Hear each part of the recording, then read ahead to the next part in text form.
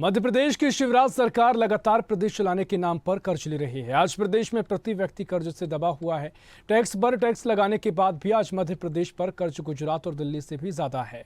इस मुद्दे पर स्वदेश न्यूज ने finance expert doctor Naval Singh से बात की है, जिनका साफ कहना था कि आने वाले समय में सरकारी कामकाज की भरपाई जनता से होगी और जो सही नहीं है। देखिए finance expert doctor Naval Singh से स्वदेश न्यूज के डिजिटल हेड से खास बातचीत।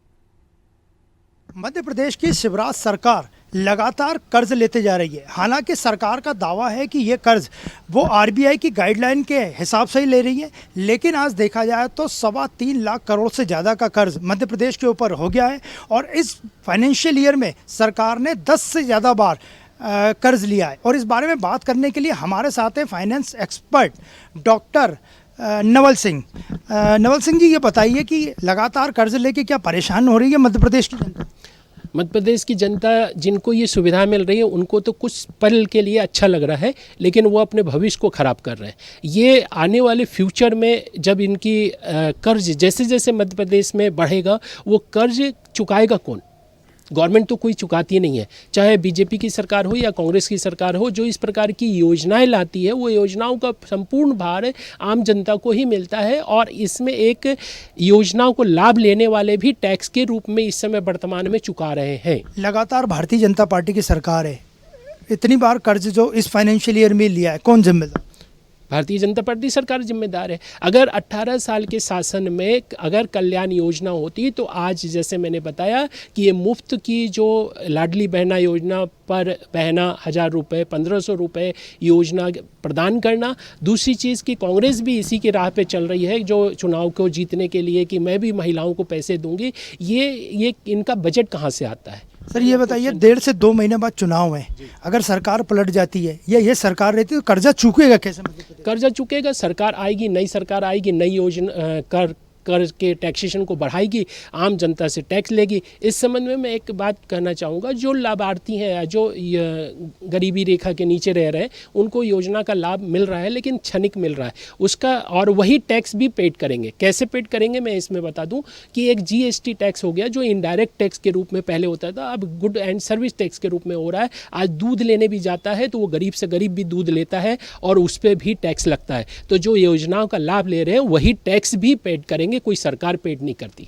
आपको लगता है कि ये केवल चुनाव जीतने के लिए लगातार ये योजनाएं लाई गई हैं? प्रधानमंत्री नरेंद्र मोदी भी नाराज़गी जाहिर कर चुके हैं, ये फ्री में जो चीज़ें बंटती हैं, फ्री की योजनाएं लाती हैं। अगर राज्य सरकारें अपनी 5 साल में अगर जन कल्याण का काम करे तो इस प्रकार की योजना लाने की ज़रूरत नहीं पड़ेगी। प्रधानमंत्री की योजना और मंशा साफ है कि वो देश का विकास करना चाहते हैं और देश के विकास में ये फ्री की रेवड़ी कोई भी सरकार हो, चाहे वो भारतीय जनता पार्टी की सरकार हो, कांग्रेस की सरकार हो, अन्य राज्यों में जो जिनकी दूसरे की सरकार है वो भी अगर फ्री की योजना बांट रहे, उनसे वो बिल्कुल निराश हैं कि क्योंकि ये भारत के विकास में कहीं ना कहीं अप्रत्यक्ष रूप से राज्य सरकारें उनको नीचे लाने की कोशिश कर रही हैं। प्रदेश में जो मध्य प्रदेश में कर्ज बढ़ता जा रहा है, नेता मंत्री अमीर होते जा रहे हैं और आम जनता गरीब होते जा रही है, आपको लगता है सही है बात? ये बात बिल्कुल सही है आपका कहना। उसका रीज़न है कि आम जनता जिस प्रकार की, एक तरह से मैं जो शब्द बोलने जा रहा हूँ वो थोड़ा सा अजीब है, लेकिन अगर आम जो लाभार्थियों को इस प्रकार से पैसे दे करके 500-1000 रुपये दे करके एक भिखारी की श्रेणी में लाके दे रहे हैं, क्यों ना उनकी योजना दीर्घकालीन योजना होनी चाहिए, जैसे उसका परिवार, समाज और समाज के बाद राज्य और राज्य के बाद देश का विकास हो। कर्ज चूकेगा कैसे जो 3 लाख करोड़ से ज़्यादा का कर्ज हो गया मध्य प्रदेश में? मैंने जैसे अभी इससे पहले भी बोला कि 3 लाख करोड़ का कर्ज जिसकी भी सरकार आने वाली है 2-3 महीने के अंदर, उनको टैक्स को परसेंटेज को बढ़ाएंगे, क्योंकि मध्य प्रदेश एक ऐसा राज्य है जहां खनिज पदार्थों की अब बहुत ही लिमिटेशन है। क्योंकि जिस समय से छत्तीसगढ़ का बंटवारा हुआ मध्य प्रदेश का, उस समय खनिज पदार्थें अपने पास नहीं है, तो जो भी टैक्सेशन के रूप में आती है वो जीएसटी और इनकम टैक्स और कुछ इस प्रकार के टैक्सेस से आती है। तो स्वाभाविक है कि 3 लाख से ऊपर का करोड़ का जो कर्ज है वो अपने टैक्सेशन की परसेंटेज को सरकार को बढ़ाना होगा, लोगों की सुविधाएँ ख़त्म करनी पड़ेगी, यहाँ तक कि जो विकास का कार्य है उस पर प्रतिकूल प्रभाव पड़ेगा। तो ये थे हमारे साथ finance expert doctor Naval Singh. उनका साफ कहना था कि मध्य प्रदेश को सरकार ने इतना कर्ज में डुबा दिया है कि आने वाले चुनाव में जिसकी भी सरकार बनेगी उसे जनता पे ही भार डालना पड़ेगा, उनसे टैक्स वसूलना पड़ेगा और उसी से मध्य प्रदेश के कर्ज की भरपाई होगी। वीडियो जर्नलिस्ट रणवीर के साथ अनिरुद्ध, स्वदेश न्यूज भोपाल।